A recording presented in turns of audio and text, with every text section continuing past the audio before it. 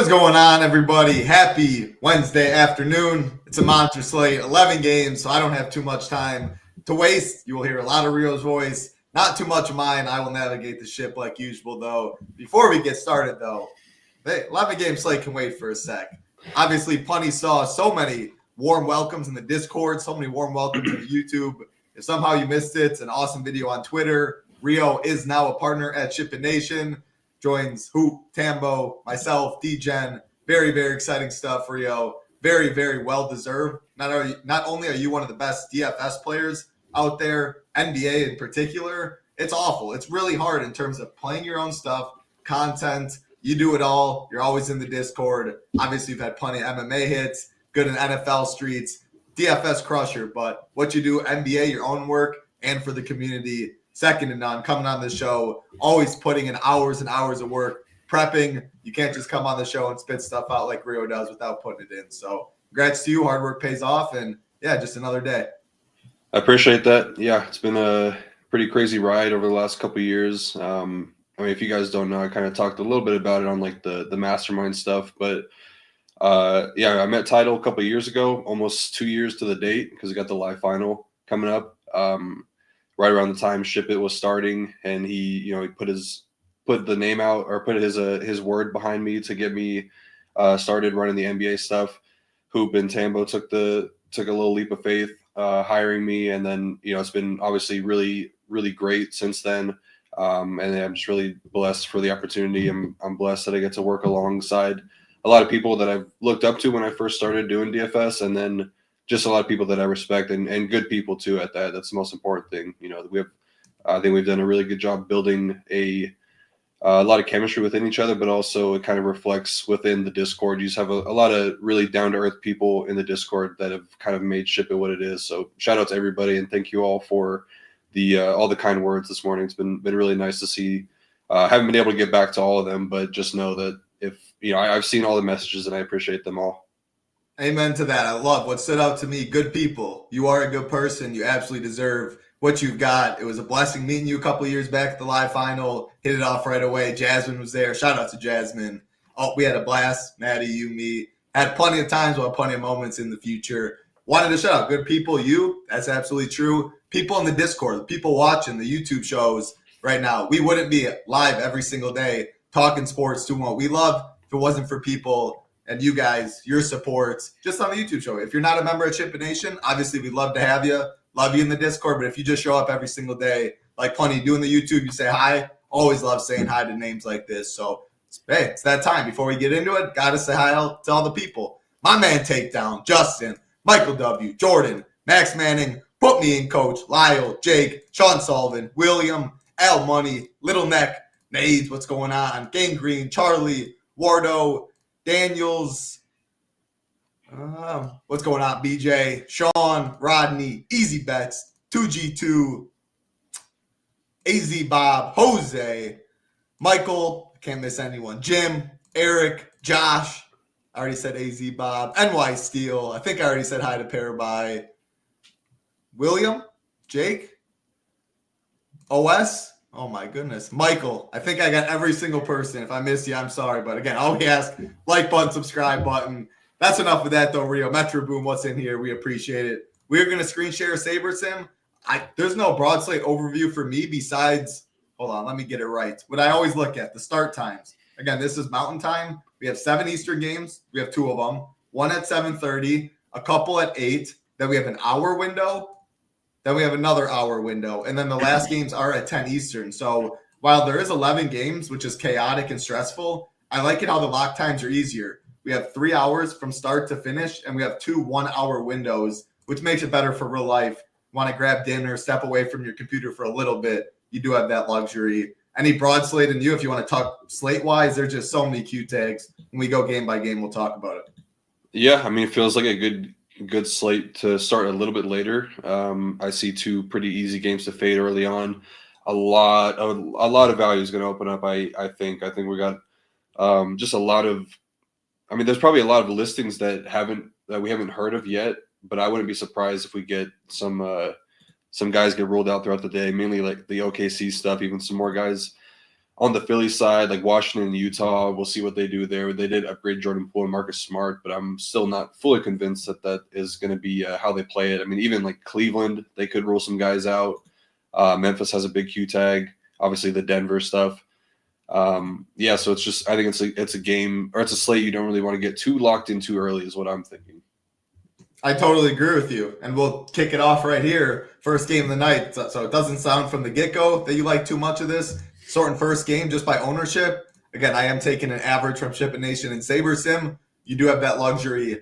I'll pull the graphic up quick. If you're in a starter or ultimate member, you do have that luxury. You get SHIPIT Nation and SaberSim projections. If you just want SaberSim, but our projections, no SaberSim projections, but you want to use the product, you get 150 lineups with the core package and late swap, as you can see. But best value is starter, gets you 500 lineups, contest flashback, and SaberSim's projections ownership on top of ours. That's already loaded in here. We're taking the average, so 50-50.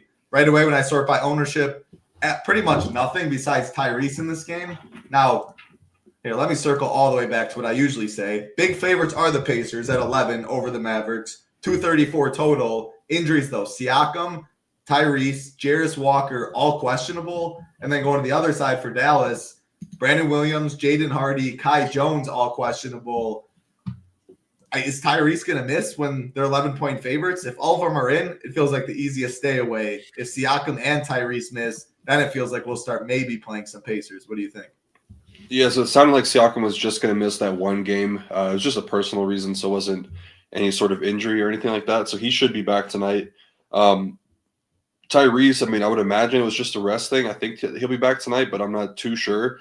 Obviously, I think we kind of know what to expect there if he does miss because you're going to be looking at TJ McConnell, maybe Andrew Nembhard, but I still don't think that I really want to get too deep into the game in the first game of the slate. I do like the matchup for Miles Turner just with how bad the front court defense has been for Dallas. But, yeah, I mean, it's not just – I don't really see this as a smash spot for anybody in particular. I will say that there are some things to keep an eye on the Dallas side because – they did upgrade Kai Jones and Jaden Hardy, and Brandon Williams is questionable. Brandon Williams and Kessler Edwards are on two-way contracts, so they only have a handful of games left on their deal. So I would imagine if Kai Jones is in, they're probably not playing Kessler Edwards. I wouldn't say that really matters too much for DFS because you're not considering those guys. But just for, I guess, if you're just a basketball guy, that's something to keep an eye on. I guess the Jaden Hardy thing is a little bit bigger for DFS because he has been a guy we've played in the past. But again, I still don't think that I want to lock in too many value spots here. I would just say that if Jaden Hardy is in, then I would be cautious about Brandon Williams because he'd probably be out. But I still don't think that this is a game I'm going to get. Maybe I might just full fade it, but for sure max one on the Indy side. I like it. I agree. If all these guys are healthy, I want 0 in this game. If Tyrese is somehow out, I mean, I still probably want 0. I would need both Tyrese and Siakam to be out. First game of the night, not one that we like much. Again, we're going to get to these games before 5. Look at the ownership combined in this game. Pretty much the same as the last. Let's go to Detroit, Miami at 7:30. One guy showing above 10%. So the story of the slate slate locks at 8 Eastern is how most of my lineups will be treating. But still going to talk every game. Jose was like, can you talk about the fade games? Yeah, when we go through that first one, that's a fade game for me. This next one is a fade game. We'll see what Rio thinks. Rockets 2.5-point favorites over the Orlando Magic. As usual with the Magic, very low total, 208.5. Injury report in this one, no Amen Thompson, no Reed Shepard for Houston. For Orlando, Cole Anthony is questionable. That is the only news there. Do you have any interest in this game? Only 2 people project for over 5X. Ownership, none. It's Tari Eason or nothing for me. And Tari's been a beast for us. He's came through, but still on this slate, I don't love it. Yeah, no, I agree. I think you could probably make a case for this game to be a fade. I'll just do a little bit of due diligence because I don't want to just say don't play anybody in this game because I think that there are some viable options. Cole Anthony, he's probably not playing tonight. He did not attend shoot around, so expect him to miss. I don't think that really opens up a ton of value, but like we've talked about before, when he misses, it takes away a higher usage guy in Cole Anthony and brings in Corey Joseph and Anthony Black, who are 2 lower usage guys. So that will make Franz and Paulo's roles a lot better. I think you could make the case that Paulo is still in play just because he's simply just been playing really good. I think he's kind of getting back into the form we saw early on in the season where he was looking like one of the best players in the league. I mean, 2 really tough matchups against Minnesota and Cleveland. He put up 43 against Minnesota, 24 against Cleveland, but had a near triple-double, had the double-double, 7 assists in that game, 54 DK points. I don't think that's going to be enough tonight, but I don't think that he's a guy that I'm Xing out. Definitely not a guy that I'm going out of my way to play, but I think that he's probably a viable option. For the Houston side, I'm not really on the Tari Eason train tonight. I know that you just kind of mentioned him just because he's the only guy we've really been playing, but the matchups were really good in the games that we were considering him. You want to play him against teams that, one, turn the ball over a lot, have bad transition defenses, and bad rim defenses. So you see the last 3 games, Philly, Dallas, Phoenix, 3 really bad rim defenses and transition defenses. So that's why you saw the uptick in fantasy points for him. I don't think that it's a spot I'm getting to any Houston guys. The guards are in the best spot, so Jalen Green and Fred VanVleet, but those prices are a little bit too expensive for me. So, really just Paulo on the Orlando side. I don't want to lock in a value like Wendell Carter Jr. early on. I think that we'll be able to match whatever he gets us later in the games. Yeah, great breakdown. So when Rio was talking, you can do it 2 different ways. So I'm filtering Orlando. I unchecked everyone. Then you check Paulo. Houston side, you can absolutely just unfilter Orlando. Just unclick everyone. I did go to the team stacks and I unclicked like 2. I unclicked Orlando, Houston, 3, 4, 5. What this is saying is you have 2 Orlando people on your team. If you uncheck that, you will not have any lineups that have 2 Orlando pieces, 3 people, etc., 4, 5. An easy way, though, since he pretty much likes nothing in this game but Paulo, just uncheck every single person. Orlando side, he's the only one that shows in this game. Yeah, so that's kind of what we're talking about. The first 7 Eastern is lock. Just make sure you don't have any, you check your lineup. You don't have pieces in this game that lock at that time that you don't want. But if you have a dummy lineup in that's 8 Eastern or later, that's how almost every team will be for me. Again, next game, not one we like much, or at least I like much, the Pistons and the Heat. 4.5 total, or 4.5 point spread. 4.5 point favorites are the Pistons. What am I doing? 218 total in this one. Injuries on the Detroit side, no injuries for Miami. Berksy and Andrew Wiggins are questionable. Is it the Hawkes show if Wiggins is out? And is that why we are showing right now? Okay, so we're showing both of them. Is Hawkes just going to be an elite play if there's no Wiggins at 4-1? I mean, I think he's kind of starting regardless right now. I think they're going to be going away from the Kelly Ware and Bam Adebayo double big lineups because it's been really bad. And Miami's on an 8-game losing streak, so I think they need to kind of try some new things out just to see what sticks. I mean, their offense, they're dead last in offensive rating over the last 8 games. And Hawk has pretty much every game that he starts the season, he's been a really, really good fantasy option. He's had a couple games that you really needed to play him. If you didn't play him, you weren't winning. Mainly, I think it was the game against – it might have been Sacramento where he had the triple-double and 60 DK points, something like that. But, I mean, even if you take that game out of his averages, he's been doing really good as a starter. So I would kind of have interest in him regardless. But I still don't think that it's – I don't know. I still think that we'll be able to get some value later in the games that's going to be a little bit better than that. Better than the Miami stuff in better game environments. And on top of that, I mean, Detroit has been great on defense this season, the whole season, but especially in the calendar year 2025, they're the best defensive rated team in the league. It's just, I could see Miami really putting up a dud here when their offense is just not playing too well. So with all that being said, though, I think that if you were to consider guys like the Bam, Hero, Wiggins range, I think it's probably Hero just because the pick and roll defense has still been an area of weakness for Detroit this season. So that would kind of be where you want to play Tyler Hero, but it's been a rough go for him lately. Had a couple big games, but again, I think that there's going to be better spots later in the slate. So probably just Hawkes and Hero for me. On the Detroit side, I think it's just going to be Cade or bust. You can make a case for my guy Malik Beasley just because, like we talk about a lot with the Miami defense, they play a lot of zone. They give up a lot of catch and shoot threes. Malik Beasley, most efficient catch and shoot 3-point shooter in the league. Shout out to Sean Sullivan. So yeah, it's probably just Cade though. I don't think that I would really be considering Beasley on this big of a slate. I'm not sure that he has the upside you'd really need. But if anybody's in a legal betting state, maybe check some of those 3-point overs. So yeah, it's just Cade. I think Cade is in a pretty good spot. The on-ball D for Miami is a lot better with Davion Mitchell out there. kind of been talking him up, dating back to when he was getting those starts for Toronto, that their pick and roll defense was really good with him out there. Same thing for Miami, but they can still, he's got a pretty big size advantage. They actually did put Davion on Tatum the other night when they played. So, I mean, it's not really too big of a size disadvantage for Davion because he's playing taller players. But I still think Cade, he's a superstar. He can get it done in multiple ways. Price tag is coming down to 9.9K is very reasonable for him. I do think that there's better spend ups though. So yeah, I don't want to sound like a broken record and be like, oh, these guys are, not great plays, but I think it's pretty clearly the first 3 games of the night are just games you don't really want to get super deep into. Yeah, no, you have to make it clear, I think. That's what they want, the legit takes. They want, what our plan is. 11-game slate, the easiest way to make it easier on yourself is being able to cross off games. Fortunate enough for us on this slate, we can cross off the first games, push back lock on an injury-riddled slate where we want Q-tag news. You take off those 3 games right there, 5 Eastern. We have 3 games or 8 Eastern, 3 games right there. Then only 1 at 9 Eastern. Then half the slate pretty much, if you make it an 8-game slate, locks at 10 Eastern. By then you have every single piece of injury news. So I just think it's negative EV. It's bad to get locked in on too many pieces early. I don't know if I'd make this strong of a rule. I'm curious your thoughts. But if I was playing 150, max 1 of all 3 of these teams, or all 6 of these teams, 3 of these games. Maybe max 2 would be a little more leeway. I don't want 3, even all 6 of these teams. But what are your thoughts on that?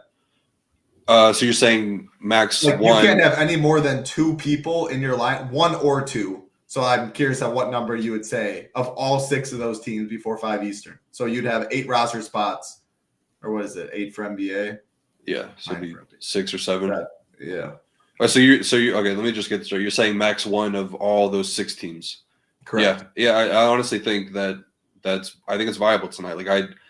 I think it's going to be very difficult to make a case that we're getting a GPP winning score from one of those 6 teams in the first game. Probably, I don't think I could say kind of confidently that we're not getting one from Dallas. So you could even make the rule for just the 5 teams and then just full X Dallas. I think that it's pretty viable tonight. Just make this a 8-game slate.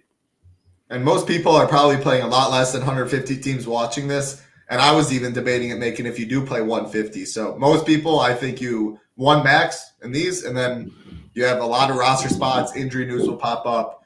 So we'll keep it rolling to the next game.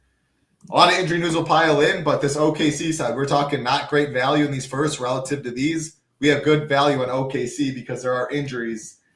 But first, we have the Thunder as 12-point favorites over the 76ers, 227.5 total. Injuries on the Philly side. Kelly Oubre is doubtful. No Drummond, no Lonnie Walker, no Tyrese Maxey.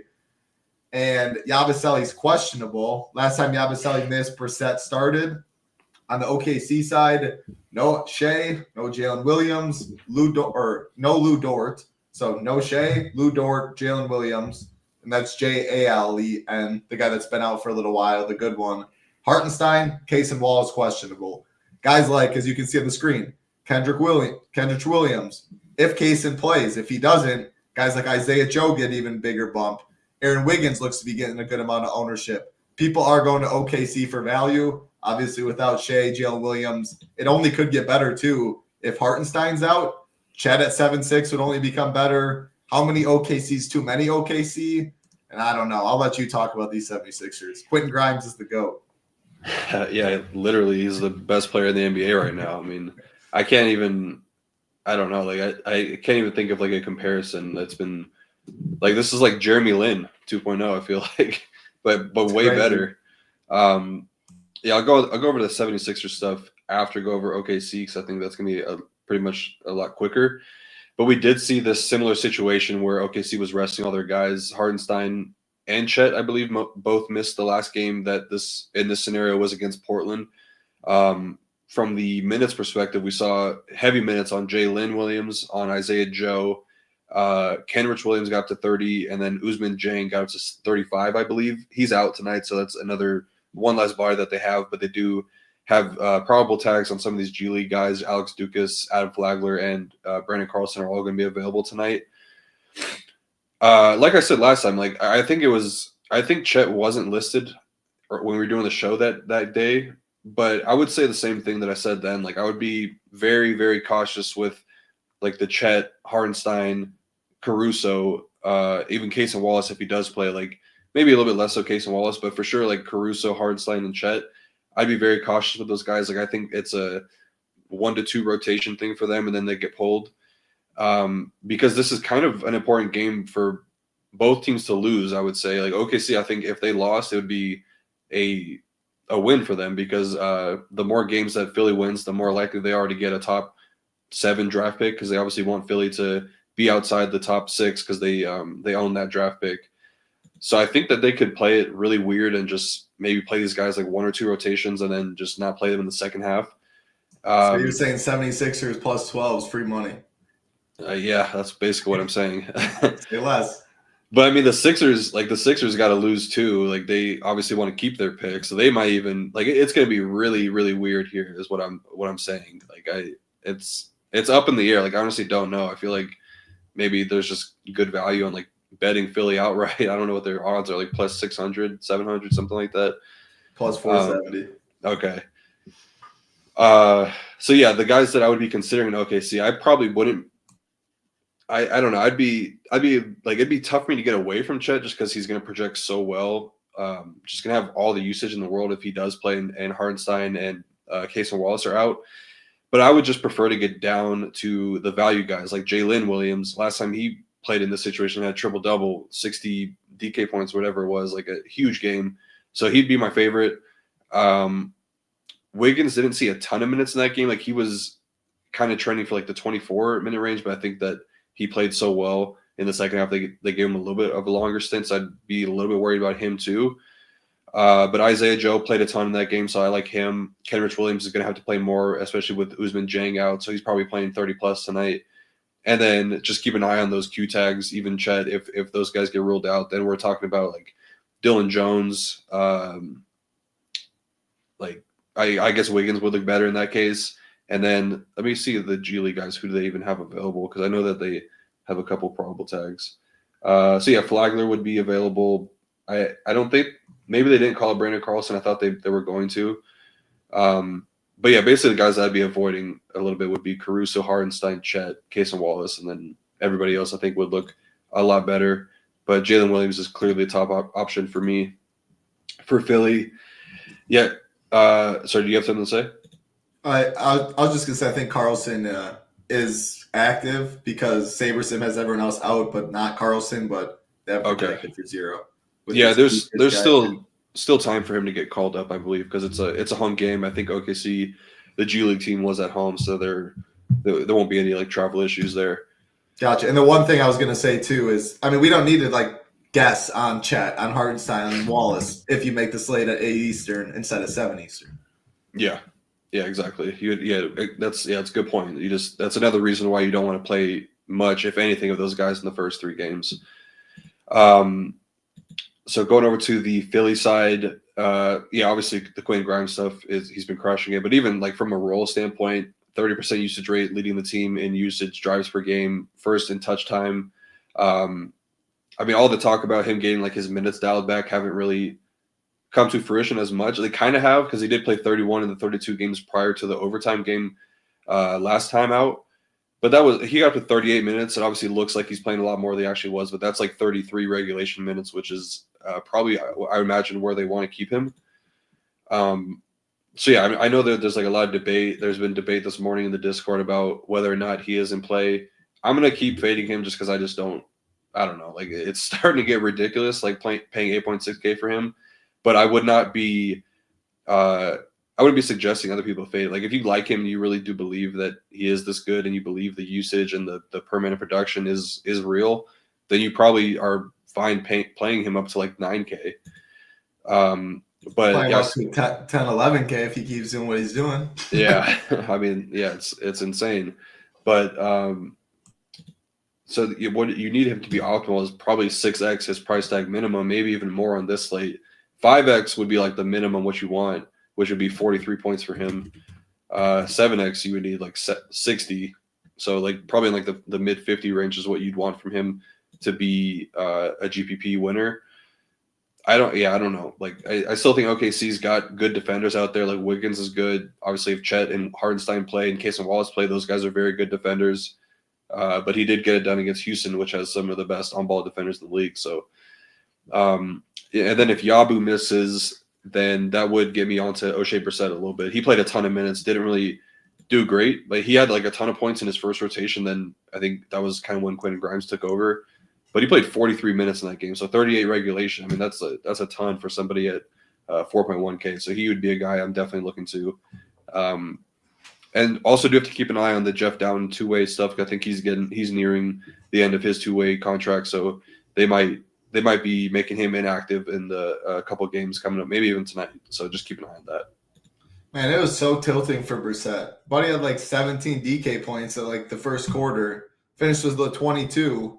Played 42 minutes. I'm hyping this dude up. Good point per minute guy, all this. He was awful point per minute guy. But yeah, I guess when Grimes is doing Grimes thing, MJ's like, as you call them in the Discord, I mean, it's hard to get too many fantasy points outside of rebounds and stuff like that is a big. But yeah, I'm definitely good with O'Shea Brissett if Yabusele's out again. Yep, that's good to know. Nice. All right, that's all I got in that one. No time to waste. Let's keep it rolling. Next game on the slate, New York Knicks.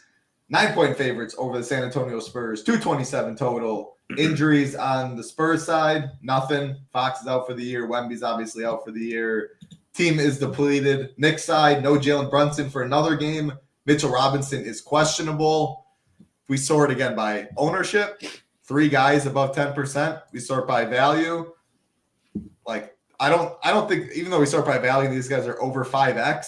You're comparing these guys pretty much right to these OKC guys that we just talked about. The OKC guys look so much better. And if you are right about like the Chets of the world, or they don't play Case and Wallace or whatever, those guys get even better. So it's really hard for me to get to these Spurs guys. I'd rather just, if I'm playing, I'm spending up for Towns as a contrarian play. I'm spending, I don't know, 8K is a lot for Josh Hart, but it feels like one of those games, turnover, up and down game. He could get his 45, 50 triple-double maybe.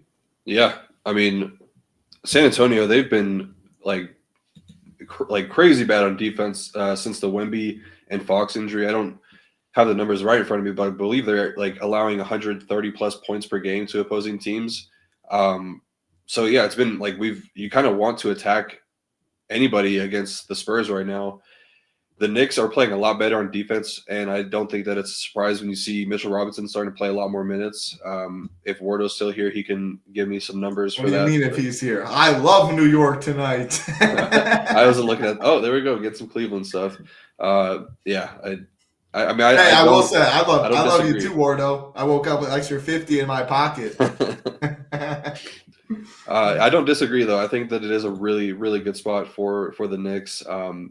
I was using like the Roto Grinders Court IQ stuff, which is a really good tool for like on-off numbers. But I was looking at like how much Mitchell Robinson and Karl-Anthony Towns have played alongside of each other. I don't think they have the full sample. It's only like 18 minutes on their side, but I think it's closer to like 34, 35. But their net rating is insanely high, like plus 34, something like that. So the double big lineups have worked out really well for them. I think that will be huge come playoff time. But yeah, Cat, I agree. I think he looks like an awesome spin-up option tonight. The Spurs allowing the most rim points. They're dead last in rim defense, bottom 2 in rebounding, and bottom 7 in three-point defense. So a lot lining up here for Cat to put up a really good game. You look at the last 2 games, they've been a little bit underwhelming from a minute standpoint. But if you watch the Golden State game, he got into foul trouble that one. And Miami, I think that they just blew him out. Like nobody played a lot of minutes in that game. He was still trending for like mid-40s fantasy points against Miami if you gave him his normal run, which would be around 36 minutes. But against Golden State, he would have been like 65 plus had he played his normal rotations if he didn't get into foul trouble. I honestly think tonight would be a night where he gets to 60 plus. There's just so much work in his favor here. So I think Cat best spend in this game for sure, but one of the better spends on the entire slate. And then I agree, Josh Hart, the spots you want to play him, up-tempo games, weak rim defense, weak transition defense. That's exactly what the Spurs are. Triple-double in 29 minutes, nearly 60 DK points last game. That's really good. So sign me up for that again if we get full run from him. OG's starting to get a little bit too expensive. He has been playing really well without Brunson, but I think it's a little too pricey. I don't really love the upside that Bridges provides. I think like 36 to like 40 maybe the high end for him, and I'm not sure that's enough on the slate. I don't think I really want to get to Deuce. So yeah, it's pretty much just Cat or Towns on the Knicks side. On the Spurs side, I still think that the guards are in a good spot. Knicks haven't been good with their pick and roll defense. Castle has been the guy that you wanted from like a role standpoint. He's leading the team in touch time and usage over the last couple games with Cat and Wemby out. 1.12 fantasy points per minute plus 4% usage rate increase. So he's the guy that I probably want. I still think there's a little bit of untapped upside we haven't seen from him yet. Just because the game against the Lakers, he had a ton of foul trouble. Still put 38 DraftKings points in that game. The game against New Orleans wasn't just not a good outing, but the Charlotte game, like he lost 6 minutes of blowout. So I still think there's like a good amount of upside we haven't seen from Castle yet, and this might be a spot where he does it. But I think the more likely outcome is that the Knicks blow out the Spurs, and Cat has a huge game. Would you make any rules, Nate's asked, with the Knicks pricey guys? Like Josh Hart and Towns, would you be fine playing them both together, or is that too much on this 11-game slate? I think it's fine. Like I doubt you're going to get a bunch of lineups with both of them. I don't really – the only rule that I really set for the Knicks guys, which I probably won't tonight because I won't have a ton of like OG Bridges or McHale is – I would – I'm normally max 2 of like the secondary plays whenever Brunson is in. So I would probably, instead of making it max 2 Hart OG Bridges, it'd probably be max 2 OG Bridges and McBride. I like it. And again, like little stuff like that, especially when your first instinct is like you're not sure if you should make it. I wouldn't make it, and I would rely on SaberSim because they do, like when you click on each player, it shows the correlation, positive, negative, game scripts when they're making teams. So I would lead in, like that's part of the reason you do have SaberSim. You want to make, when Rio's really strong about something, no Brown and Tatum together, stuff like that, or min, max. I want to jam certain guys. I want to, if this, then this, like we did yesterday. That's the power to make it even better. But when you're debating, should I make this rule, should I not?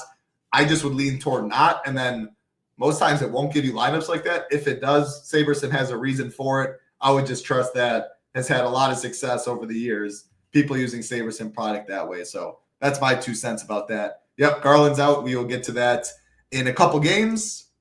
And that's all I got there. Again, appreciate every single one hanging out. 11 games, so don't have too much time to answer questions. We just got to keep it rolling to the next. But like button, subscribe button helps us out a ton.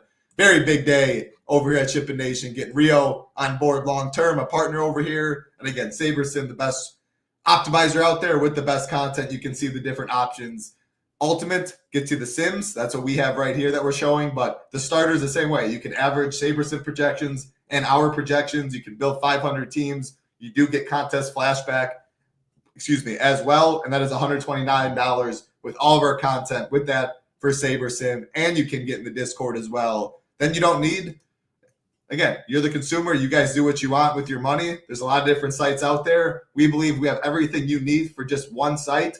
You can cancel all your other subscriptions, save a couple $100 a month. You can play that in contests. We believe you only need $129 right here with SaberSim, with all of our content, projections, ownership, 2 projections, 2 ownership.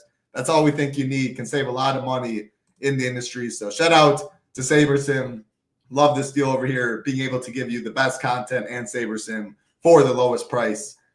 All right, Rio, let's keep rolling. Next game on the slate. No time to waste. New Orleans Pelicans, big underdogs at 13 to the Minnesota Timberwolves. 228.5 total in this one. No injury news on the Timberwolves side in terms of the Pelicans. No Trey Murphy, and that is the only injury news there. I mean, this Pelicans team is all beat up. They do have Zion and CJ. Obviously lost DeJounte a while ago. No Trey Murphy. I don't know how we can really get to these guys. Like the Alvarados, the Hawkins of the world. I like the OKC guys more. Kelly Olynyk, like 5.2K. I think there's a plethora of other better plays in that low 5K range. Zion, there's enough spend ups today. I don't want a limited Zion in terms of minutes. Minnesota side, I mean, Ant's probably going to get his, but for how long is he going to play? He's a fully healthy team. I don't know. Unless you got something, I don't really got anything. No, he honestly pretty much broke it down exactly how I would. I really don't have much to add. Like we saw Alvarado get the start in the second half with Murphy getting ruled out early in the game. If that happens, like he's okay as a value, but now we have to compare him to Ty Jerome with Darius Garland out, so I probably wouldn't want to go with Alvarado over him. He's only like a 1 fantasy point per minute producer in these situations, so nothing too crazy. Like that's good for his price, but Jerome is much, much better. And then Zion, like I don't think that we're probably ever going to see him get above 30 minutes again for the rest of the season. Now that they're like, fully out of playoff contention, I don't think they ever were really a risk to make it, but now they're actually eliminated. He's not playing 30 plus minutes a game. And man, this guy always has some personal issues. He always has some conditioning issues going on. Like I don't know what's going on over there. So yeah, I'm not paying 9.2K for Zion, no matter how good the usage and assists and all that stuff looks with the injury situations piling up for New Orleans. So yeah, not going there. Like Hawkins, maybe I'll sprinkle in some because I think that he's going to be the guy moving forward that they need more of, just because you need to replace some shooting that Trey Murphy leaves behind with his injury. So he'd probably be the guy I think that's going to benefit a little bit more long term. Minnesota side, yeah, I agree. I think Ant should have no issues getting to the basket, putting up a ton of points, but probably not playing full minutes tonight. I mean, he did it against the Jazz. I don't think 50 is going to be enough, but he obviously, he can put up a bunch of fantasy points in limited minutes. But he's also very capable of like deferring a lot when they don't really need him. So I could see that happening tonight. So yeah, it's probably a max of one situation on Minnesota for me tonight. I don't know. You can make a case for Jaden McDaniels, turnover prone team, terrible transition defense, rim defense would set up well for him. I don't love it. Don't really love it for Gobert either. I don't see him being needed for a ton of minutes after elbowing, Andrew Nembhard in the face the other night. So yeah, it's a pretty gross game. So we made it an 8-game slate, taking away the first 3, making lock at 8 Eastern. I'm going to take away this game. Jose wanted it spelled out from the beginning. 7-game slate right here. Take away this one. No interest for me, Minnesota Pelicans. This game has some interest, though. Washington Wizards taking on the Utah Jazz. Your Utah Jazz, Rio. They are favorites. I mean, man, what is going on in the world? The Utah Jazz are favorites, 2.5 points over the Washington Wizards. Big total at 234.5. Injuries in this one for Utah. John Collins, Lauri Markkanen is out on the Washington side. Kispert's out for the year. Keyshawn George is out. Bilal Coulibaly's out. Chris Middleton is out. So with all those injuries on the Washington stuff, as you can see, sorting it by value, Wizards, the first 3 guys are Wizards in this game. I think A.J. Johnson was definitely going to be one of the chalkiest on the slate. I still think he probably is, but like you mentioned, Ty Jerome, Donovan Mitchell's now a strong play. Point guard did get a lot stronger. So I'm curious to hear your updated take now. But just sorting by Washington, a lot of guys projected for over 5X. You can see ownership on both sides. Utah side, no one's going to the Utah side really. So, yeah, do you have the same thoughts as what the public's doing? Yeah, I think so. Definitely like the Washington side a little bit more because I think it's kind of more straightforward. Like the Jazz, it's a home game. They do have some of these G League guys that might see the floor tonight. Obviously, this would be a huge game for them to lose. The spread, actually, I just refreshed. I'm seeing Utah's only 2.5 point favorites now. So that's what I said. Oh, okay. I thought you said 5. My bad. 2.5, yep. I was just looking at some. I didn't refresh the site I was using, so they were still at 5 on there. But oh wow, so that moved a lot from earlier. It was 5, and now it's 2.5 on that same site you looked at. Wow, 2.5 points. What happened? Well, Poole and Marcus Smart was initially out, and Poole was doubtful. Those guys got upgraded, so that's it. And then Lauri got ruled out. I think that I don't know if they were already like lining the line with him out because I think that everybody was kind of expecting him to miss. But yeah, in terms of DFS for this game, it did get a lot tougher getting down to A.J. Johnson. So he came from Milwaukee, I believe, right? Yeah, he was end of the bench guy, I think. Yeah. I mean, I hardly ever saw him play. Yeah, I never got to watch a ton of him. I know he almost shipped for Nades. But he loves him. There? My hero, A.J. Johnson. Nades has been on the one day. Nades had really close to shippers. The day he was chirping NBA. Can't wait for a week. I called him out. He threw 20 in and he did really well. So, Nades, you better be back in the streets. He'll be back. He'll for sure be back. He's. I was obviously been gaming with Nades. We've been talking a lot lately, and he kind of broke down his process for me. I like to hear what he's doing. He has a good process. So, But yeah, like I don't know the talent level on a guy like AJ Johnson. Like I don't know if I don't know. I mean, he played a ton of minutes. They're probably going to do the same thing they did last time, which was they started with Poole and Middleton. Those guys didn't see the court in the second half. It's a huge game for them. Like they need to lose because the Jazz have taken over the number one spot in the lottery right now. I know that it doesn't really matter. Like I don't think your odds get better if you're dead last in the league. I think it's like 1 through 3, you're just 14% regardless.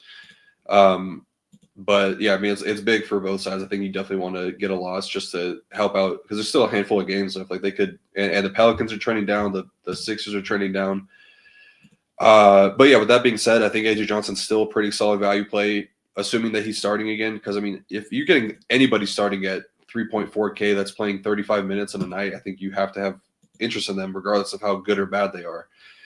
I do like Tristan Vukovic. I saw somebody mention him in chat because they said that they wanted to get a longer look at him. They're not playing Rashawn Holmes much, if at all, anymore. So they're going to be pretty much having Vooch playing that backup 5 role now. And then I don't mind Alex Sarge because he's playing really like him and Reece Shea have been kind of taking it to me. They're playing really good right now. And last time he faced off against Utah, put up 39 in that game.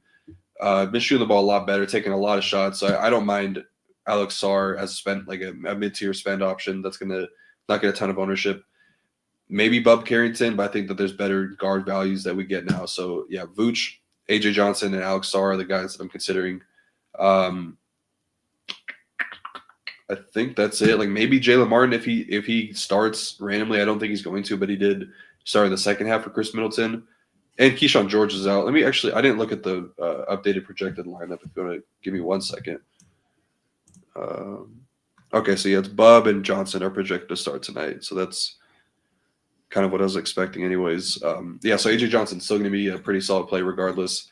The Utah side, we just got to wait to see what they do with the starting lineup because if you guys remember, it was like a week ago, they had Walker Kessler coming off the bench and then basically said he was going to be a DNP. Filipkowski started over him and played a lot. I wouldn't be surprised if that's the case tonight. If it is, I think Filipkowski is a really good option because he's been playing really well lately and been a really good per-minute producer in a great matchup that we love. Centers have been killing the Wizards. They're still dead last. DVP allowing the most points and the second most rebounds per game to the position. If Walker Kessler starts, I'm kind of fine having some sprinkles of him and GVP as well because every time he starts, he's still playing normal minutes. Like 31 minutes from him in this matchup that is really good would be fine. So I'd be okay with getting to some Walker Kessler or Filipkowski, whichever one gets to start at center. Max one of the guards for me, Keontae, Sexton, Clarkson, and Collier. I just don't think we see multiple of them get there on this big of a slate. And if I had to rank them, I rank them Sexton first, then Collier, Keontae, and then Clarkson. Great breakdown. Yeah, I mean, I hope Walker Kessler starts. He's still going to get no ownership. He would eat up on this front court for Washington if he plays 30, 31 minutes. Maybe if he starts, both teams want to lose. It's probably not smart betting either side of this one. But if Walker Kessler is playing his normal minutes today, he is going to feast. So that's what I'm cheering for to happen. Otherwise, if it's Filipkowski, I mean, I don't know. 6,200, he's got a big boy price tag. Is he going to get you 40? He can if he's starting. All right. That's all I got. I actually think he might have done it against Washington, and he got into foul trouble. They pulled the game log. Give me 1 second. Because if he's starting and it's Kessler, it's like Kessler's almost guaranteed to get 0 minutes. Yeah. I mean, they'll probably say it because they did say it last time that he's expected to DNP. Okay. But if Kessler's off the bench, that's kind of enough of an indication. But yeah, he put up 42 against Washington last time they played, double-double, and he lost a couple minutes because I think he was in foul trouble. All right. Say less. Yeah. Whoever's starting at center for Utah, I like. All right, let's keep it rolling. That game was at 9 Eastern on an island. Now these last 4 are 10 p.m. Eastern. That ends the slate. We did get news in this one, though. So the Cavs, 5-point favorites over the Sacramento Kings. 235 total. Darius Garland was ruled out. He's resting tonight. We got that news on the show. On the Kings side, no Sabonis.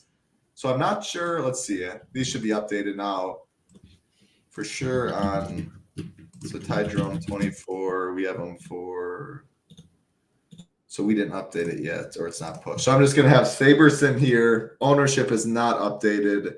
sorting by value, though. I mean, is that right? Is Jerome good? Do you think about 24 points? Because if so, his value 5.41. It doesn't scream way better than AJ. I mean, AJ Johnson would be projected higher. That can't be right, or is it right? Since they do still have D. Mitch, Mobley, and Jared Allen. What are your thoughts with the Ty Jerome stuff? Yeah, I think that's probably right, but I still think that it should be higher personally. Like I'm gonna just kind of take a IKB stance here because I mean the numbers back up. Like he's been great in every single game that Darius Garland has missed this season, averaging 36 DraftKings points.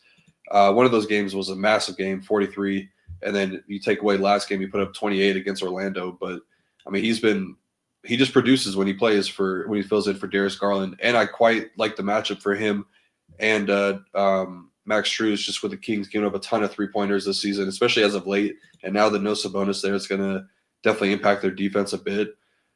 So yeah, I still think that Ty Jerome is a really, really strong value. And if we're getting him at low ownership, then that's even better for me because I just think that he's going to be really strong play regardless.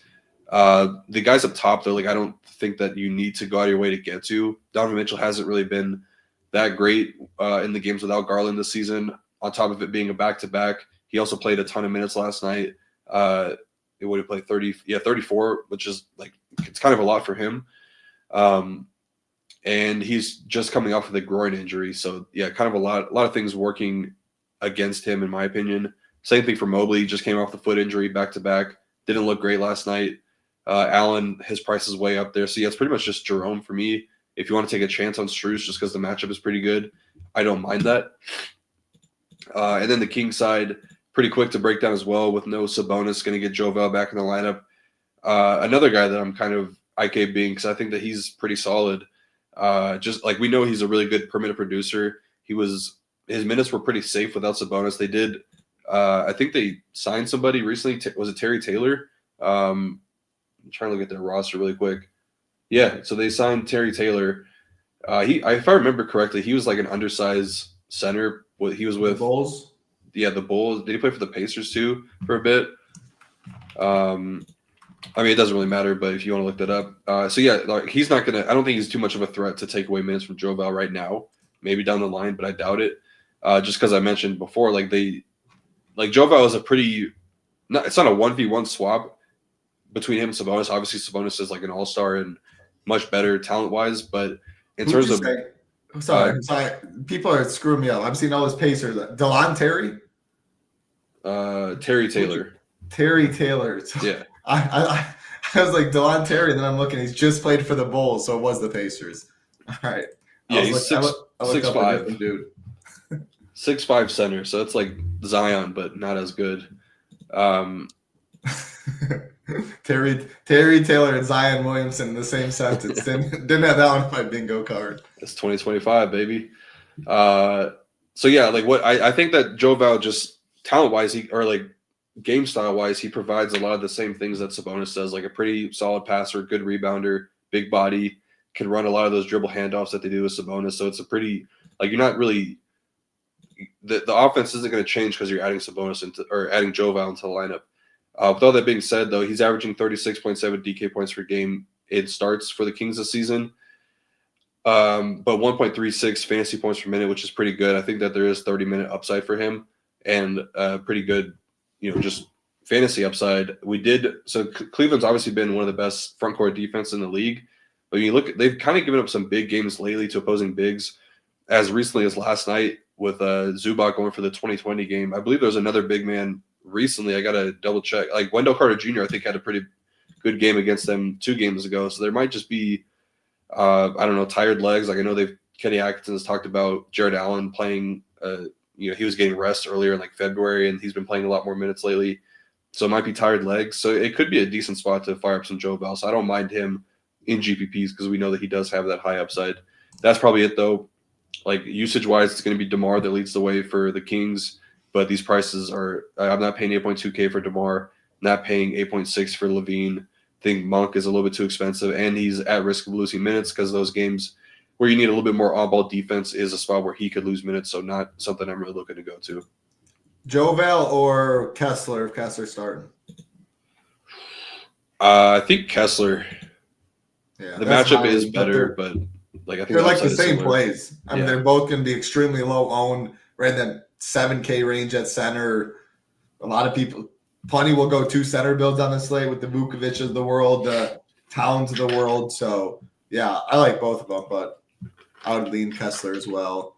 I thought I was going to say something else, but I don't think so. I expect Ty Jerome probably, if that's his projection, like there's no way he's going to be chalk by any means on the slate. If he's just 24th, like there a lot of other players on OKC, the Washington stuff are projecting better for value. So that'll be something interesting to keep an eye on. Then there's one thing earlier someone mentioned, like every early play will be 2% owned. And while that is definitely true, NBA is not a sport like it's not like MMA. It's not NFL Showdown. It's not a sport where like you really hunt for the low owned pieces to be optimal. An 11-game slate, like you could very well see the winner today not play one single digit owned player and still be on the winner, and then definitely not dupe either. Like it's just a whole different game. There's so many combinations. There's so many different players. The injury stuff as well. Like I just wouldn't look at stuff like that too much. And again, if you are using SaberSim, they do take ownership into account when you are building, whether you're using Sims or their Saber score, that is all taken into consideration. So I did want to add that. Yeah, let's keep it rolling. Rio, 3 games left on the slate. Next game, Portland Trailblazers taking on the Memphis Grizzlies. Grizzlies 4.5-point favorites, 236 total in this one. On the Portland side, your favorite dude, Tomoni Kamara, is questionable. Jeremy Grant is doubtful. Going to the other side for Memphis, no Ja Morant, Scottie Pippen, and Santi Aldama are questionable. Pippen, he missed last game with the Q tag. Bane had a solid game, if I'm not mistaken. Luke Kennard then. When I was on the show with BJ, we were talking about that. You really like Kennard, the Banes of the world. If Scottie Pippen plays, I mean, no Ja. He looks to be projecting very well. I always like playing Scottie Pippen, good point per minute guy. Portland side, does the Kamara Q tag change stuff for you? And then maybe another possible center play, Klingman. He's getting the minutes. I mean, do we just play until the end of the year? I think no. I think that he's a little bit overprojected personally. This is also a spot where I could see those minutes getting cut down a little bit. I mean, he's a massive body, and Memphis plays so fast-paced that I really could see those minutes coming down a little bit. I mean, it's not like Duop Reith has actually been playing pretty well lately, and he's kind of like eating into his minutes a little bit. He played 23 against Washington the other night. I believe for the most part that was a pretty close game. So yeah, that's just a little bit worrisome, and especially if he's getting a little bit of ownership. Like I don't know. I'm still kind of like waiting for those huge games we saw from him earlier this season. He still has it in the bag. Like he had a good game against Golden State, but I don't know. I'm just a little bit worried from what I've seen lately. Just the Duop Reith minutes coming up a little bit.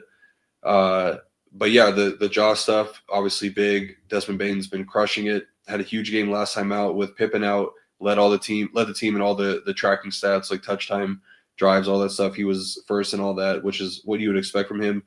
But I mean, he's just been playing really, really good. And I actually like the matchup for him a lot if Tomoni Kamara were to miss, because they're going to have some lesser defenders out there. They did reintroduce Matisse Thybulle. I saw somebody mention him earlier in chat.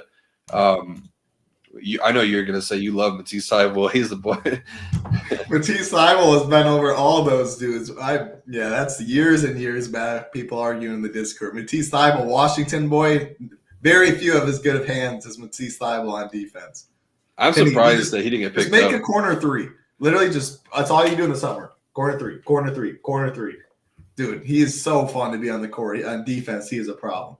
I've always liked him too when he was with Philly. Man, he was active. I hope he gets picked up somewhere next year and plays. The Bucks.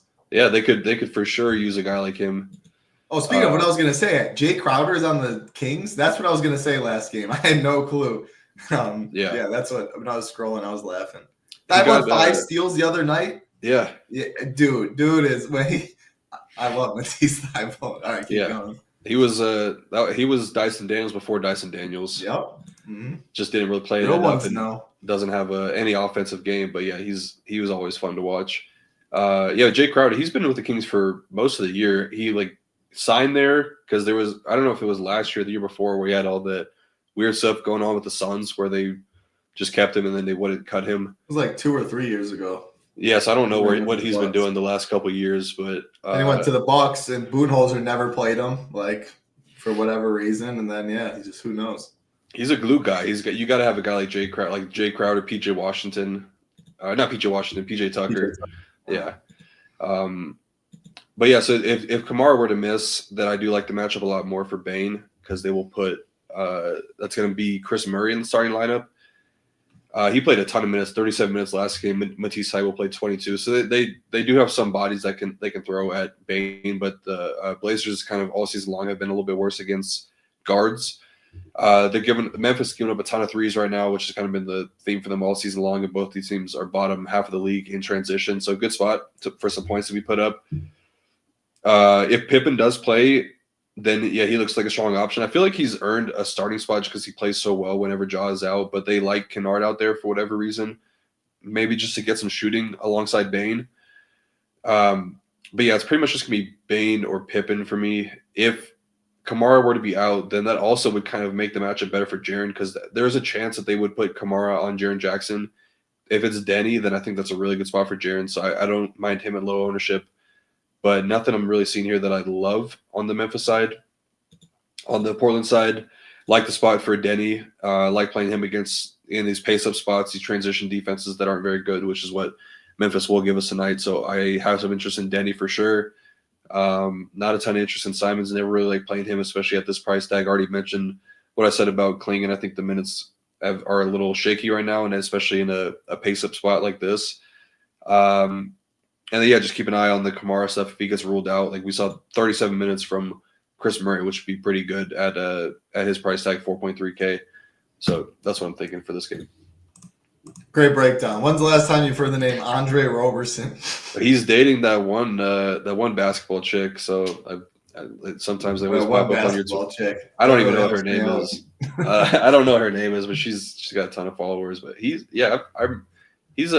come across a timeline in the last 6 months for sure. Okay. Probably been 6 years for me, but all right, let's keep rolling. 2 games left. No time to waste. Appreciate everyone hanging out with us, all 300 again. Like button, subscribe button. Helps us out a ton. Denver Nuggets, 2.5-point favorites over the Los Angeles Lakers. 230.5 total in this one. Injuries on the Lakers side. Still without LeBron. Trey Jameson questionable for the Nuggets. Jokic, Jamal Murray, Christian Braun, all questionable. Jokic missed last game. Jamal missed last game. We got that news early with the Jokic stuff and the Jamal. Do you think just Jokic plays? The Murray stuff seemed more – I forget who Trisket. He said Jamal rolled his ankle pretty bad on Saturday, so he expected him to be out that game.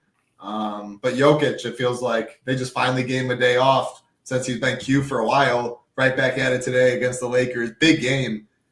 Close spread. I mean, Luka looks phenomenal in this game. I love Jokic if he plays too. 12-9's a lot, but is this a slate that you feel fine getting there because there is so much value? Or do you still think like the Cades of the world? I don't know. It's like Cade, Paulo, all them, even the high 9K. I do want to find, I know it's a lot of money, but $3,000 to get Jokic. It feels like 80, 85. Where it's hard to see the other spot for them. But, yeah, we talked about it actually recently about J.J. Redick and having a very good scheme against Jokic. Does that change what you do? Because you need a big score at 12-9. Yeah, I mean, your breakdown was pretty spot on because I'm kind of expecting the same thing. I do think that Jamal would be the one that's more likely to miss because, he did roll up his ankle pretty good. Kind of always had ankle issues. So I think they might treat him with a little bit of caution. I'm not sure about the Christian Braun stuff because he was playing a ton of minutes. I don't know if that one was a management tag or if he's truly injured. But Aaron Gordon's good to see him probable tonight. But yeah, I am expecting Jokic back. I think spread would probably indicate that. Like they're 2-point road favorites against the Lakers who have been playing really good right now. So I think that we get Jokic back tonight. And yeah, I kind of agree with you. Like I think he's a much better spend than the Cade, the Paulo. Like I for sure want to find the 3K extra to get to him. You could make up that 3K for sure. Like you're talking about a 9K player or like a Paulo and like a 6K player versus like a 3K player in Jokic. Like there's going to be guys in the 3K range that put up big scores tonight. With that being said, though, we've talked about recently with Hayes, he's been playing really good on defense. They had the they had Jokic's number the game that they played earlier, like a month ago. He didn't play. Oh no, he did play. Did he play in the most recent game against the Lakers? I think he did. Yeah, he did. And they defended him really well again. I don't know. Like, it's Jokic. Like, he's obviously got the upside they'll find a way to get him the ball, I'm sure. I just worry a little bit about the elbow bothering him a little bit because he fell pretty hard when he hurt it. But yeah, like you said, like I definitely want to find the money to get to Jokic if I can. If Murray were to miss, I kind of like Russ at 7K again. I mean, he's just playing really good. Played 37 minutes and 42 minutes in the last 2 games. I feel like they got to be cautious with him because he did have the hamstring injury earlier this year. He's getting older. Like, you got to be careful with his minutes, but he's been playing really good. I think this is a game they definitely want to win. Revenge game going back to LA. Hometown game too. He's an LA kid. But he put up 47.5 and 63 DK points in the last 2 games. So yeah, if he gets a start for Jamal running the point, ton of interest there. And then Aaron Gordon, I like him at 5.2K. He's been we never really thought of Aaron Gordon as much of a 3-point shooter, but he's shooting, I think, 45% from 3 this season. Just like really, really playing well right now. And the last time he played the Lakers, because I think he missed that last game as well. I don't know. I don't know what I'm looking at. He played a great game. Yeah, I mean, he's saying against the Lakers. Yeah. Well, yeah. That's what I was looking for. Some reason I don't think I was paying much attention to the game that they played over the weekend, because I think that was 5 days ago. But I mean, yeah, he's been playing really good, like pretty much every game in the last 6 or 7 games. He didn't finish the game against OKC, but outside of that one, Milwaukee was the only other game that he didn't play well, and he put up 21 in that one in that game, but pretty much been in the 35 plus DK point range in every game over his last 6, and has 2 strong games against the Lakers because they're going to leave him open. Like, they allowed him to be the one that beats them, and he's done it both times. So I definitely have interest in Aaron Gordon at 5.2K in a pretty high scoring game environment. The Lakers side pretty much just going to be Luka and Reeves for me. They both look like really strong options. Luka didn't play the last game that these teams met, but Reeves did. He put up 76 DK points in that game. 4 games without LeBron for Luka, averaging 65 DK points. Just the usage and everything is really, really strong, though. 42% usage rate, 48% assist rate, 15% rebounding rate, averaging 1.8 fantasy points per minute. Just elite numbers. Definitely something you'd love to see from anybody you're considering playing at 12.5K. And then Reeves, 53.7 DraftKings points per game without LeBron, 30% usage, 30% assists, 10% rebounding rate, 1.41 fantasy points per minute. So yeah, I definitely want my fair share of each of these 2 guys. I think they're in a really good spot versus a struggling Denver defense. I don't know how I forgot that game. I live bet the Nuggets at some point, -4.5. Oh, that's because they had fucking Bronny James and stuff running out there. So I was like, yeah, I'm going to time it perfect with Yo coming back. Reeves just was out of his mind. But Westy, the game-winning steal, he dunked it. He could have just ran it out. He dunked it, covered by half a point because of him. So damn. Yeah, that was one of the more fun sweats. I ran really good in sports betting recently. That's for sure. College basketball's talking. Someone's talking about college basketball. Definitely might have some money on the games tonight. Tomorrow, Friday, Saturday, Sunday. One of the best weekends. Unfortunately, I'll be gone.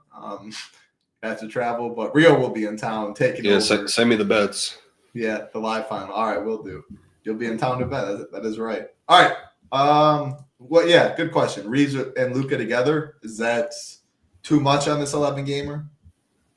I don't think so, but I mean, you are eating up a ton of salary playing those 2 guys. So it'd be tough to imagine you're getting a lineup that looks good with Luka and a 9K player is what I'm thinking. I haven't run builds, so I don't know what that looks like.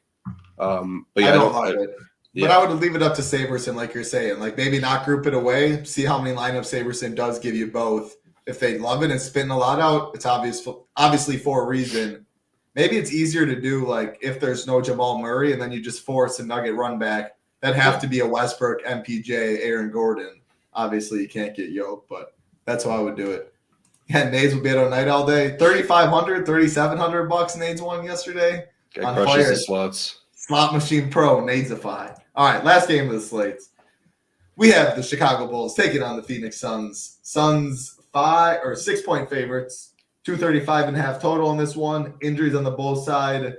No Lonzo, no changes there for Phoenix. No Bradley Beal still. No Grayson Allen, no changes there. We do love picking on the Bulls. So if you just look at this game, ownership-wise, it looks really low. I do think maybe some people get to the Ryan Dunns, the Bookers, the KDs of the world.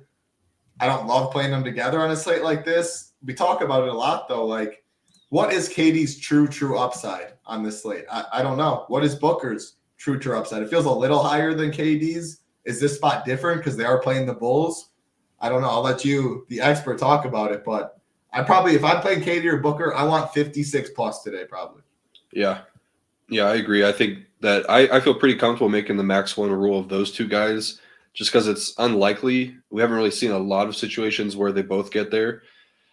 And between the two, like, I think that Booker is clearly the better option. Mike Budenholzer has been saying that KD's been dealing with some stuff. I mean, I have the quote pulled up exactly what he said, but let me just give me 1 second. I'm curious what it is because he's been chirping Coach Bud anytime I've seen. I can't find the quote, but yeah, it's basically he said he's dealing with some stuff. So I think there's kind of some undisclosed injuries that KD's dealing with. I mean, the usage has been terrible. I don't know if you have those numbers in front of you, but you look at the last 4 games and just pretty much only scoring the ball, just not doing much of anything else. And even last game, only took 7 shots. Yeah, let me hear it. 20% last game, which is awful. 29, 24, 19. So one normal game at 29. Like you don't want a 24% usage with 9.2 KD or 9.1 KD. Yeah. So yeah, there's definitely some stuff going on there. He was playing so many minutes early on. I think they're trying to dial back a little bit. It's kind of hard to when you need to win games if you want to try to get into the play-in. But with Beal out, that definitely gets me on a Booker because we've seen Beal have a negative impact on Devin Booker this season. And with him out, just going to put the ball in his hands a lot more, especially if they're starting Colin Gillespie. Like, I think that it's better to have him out there than Tyus in terms of usage for Devin Booker. But we've loved to attack Chicago all season long. Both these teams really have been terrible against, I mean, all over the court, but like especially against guards. This is the bottom 4 pick and roll defense in Chicago, and then bottom 7 for Phoenix. But just like giving up a ton of fantasy points to guards. So I definitely love Booker as a spend up. I'm comparing him to Reeves because they're pretty much priced the exact same positional stuff. Well, 9.2 for Booker, 9K for Reeves, but same positional stuff. I feel like Reeves has a better ceiling, but I think Booker, like tonight could be a night where he outscores Reeves is what I'm thinking. I just really think the matchup's good for him. But I do think that Reeves has a ceiling that's better. I'm not sure if Booker can access that same ceiling. I don't know if he's got the 70 DK point games within him anymore. I don't even know if he's hit that number once this season. But yeah, between Booker and KD, definitely give me Booker. I do like Tyus Jones. I think he should be starting. I don't know why they're not starting him, but he's definitely the better fantasy option between him and Colin Gillespie. So 4.4K for Tyus is really good. We have to see how he compares to all the other guards that's going to be opening up, like the AJ Johnson, Ty Jerome, even Scottie Pippen, if he's potentially starting, would probably be a little bit better. He's going to be lower owned than all of them. If that's the case, like I know BJ loves Tyus Jones, and I agree. I think he's pretty solid. So yeah, I like Tyus. I like Tyus Jones. I wish he was starting. I wish that they would just play him 30 minutes. I mean, you brought him over for a reason. It wasn't to play Colin Gillespie over him. So yeah, I do like Tyus tonight.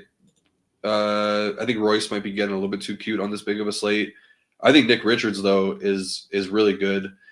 Kind of seen the Bulls go back to playing really bad rim defense with Vooch out there. They were getting a lot better with Zach Collins, but it's gotten a lot worse, and they're generally just not a very good rebounding team. And with no Mason Plumlee, we could see a little bit of a longer leash for Nick Richards. Some of these games that he has put up big scores have been in similar game environments, like New Orleans. I think is kind of like the perfect comparison between Chicago and Chicago defensively. They just give up a ton of rebounds, and the rim defense has been terrible. He put up 35 and nearly 40 DK points in those 2 games. So Nick Richards, a guy that I really want a lot of tonight. I don't think he's going to get too high owned. And then lastly, I'll mention Ryan Dunn. I've been taking a lot more shots lately, And it's about time they start playing him. I mean, he put up 7 steals in 2 of the 3 games that he started, 23 to 33 minutes in the last 3 games, double-digit shot attempts. That's probably I think that might have a lot to do with the Kevin Durant stuff. Like maybe they're kind of leaning into him a little bit more with KD dealing with stuff and the usage coming down there. So I think Ryan Dunn is pretty solid. For the Chicago side, it's going to get a lot tougher to get to these guys with Giddey coming back. I think you could take some shots on Giddey, assuming that there's probably not going to be any talk about like a minutes limit. He's not playing tomorrow. They already said it's going to be one or the other. They're on a back-to-back, and tonight is the game that he's going to be playing. Love the matchup for Giddey. He's on a tear before getting injured. I'm a little bit worried that the minutes are probably closer to like 30 than they were to like the 35-minute range for him. And that'll kind of take Kobe out of contention. That'll take Trey Jones and Kevin Huerter out for me. Vooch at 7.1K, good price tag for him, but just he looks like a little bit rusty coming off the injury. I think Giddey's a lot better night slate play. Yeah. And there's 4 games on the night slate. Like Giddey will still be low owned on that slate with KD, with Luka, with Reeves, with all them. And like you just don't need the absolute ceiling outcome on a 4-game slate versus 11. So that's how I do it there. Otherwise, I got no interest in the Bulls. You broke down the Suns well. The Richards call, very, very sneaky. I like Dunn. I like Booker a little bit. Yeah, that's all I really got. I mean, again, I think moral of this slate, broad slate overview to wrap everything up. These 3 games, no good. So the slate pretty much starts at 8 Eastern. Minnesota Pelicans. I didn't think this game was any good. Pretty much a 7-game slate is how I see it. Again, tons of injury news, but by cutting out those first 3 games, you allow yourself to get a lot of the injury news right here. 3 games at 8 p.m. Eastern, 1 at 9, 4 at 10. Call it a day right there. Again, solid night slate. Showdown contest probably will be solid. Any final thoughts for you, Rio? Awesome stuff. Hour 10 breaking down this 11-game big boy. No, yeah, just circle back to the top of the show with the announcement. Appreciate everybody again tuning in. Getting towards the end of the year, viewership's coming down a little bit. We still got pretty solid numbers though for this big of a slate at the end of the season. So appreciate everybody tuning in. This will be the last time you guys see me until next Tuesday. We also have some schedule changes coming up too, but hopefully I'll come back with a nice little trophy and I can show that off on the Tuesday show. Absolutely, Rio. Good luck this weekend for sure. Heading out to Arizona tomorrow, looking for a cool $1 million. Like Rio mentioned, yeah, I mean, the viewership's been phenomenal. So what we're going to do, even with MLB coming up, most days, assuming that the NBA slate's good, like 5 or more, the MLB slate's solid, we will be having MLB and NBA shows Monday through Friday. Both shows, we're going to have 3 Eastern for NBA. We're going to have 4 Eastern for MLB. Again, if it's like an early slate, whatever, if it doesn't make sense to, we won't. If the ownership or if the viewership stays good, we're going to keep doing shows. Always love doing it. So like Ham will be transitioned to NBA or for NBA to MLB. You'll see me on NBA still, BJ, Rio. I'll be doing a little MLB too, but we'll have you covered both weeks. Very excited for that. Nades will be trucking along in MLB. That's all I got there, though. Again, that no schedule changes until next Thursday. We'll have an MLB opening day show. We'll have an NBA show that day. And from there, it'll then be the 3 Eastern and 4 Eastern. Good luck, Rio. Awesome stuff with the partnership. Take home $1 million. That'll be awesome to bring home to SHIPIT Nation. Appreciate everyone hanging out. Like button, subscribe button on the way out. Helps a ton. For Rio, I'm Title Town. Good luck. Be safe. Peace.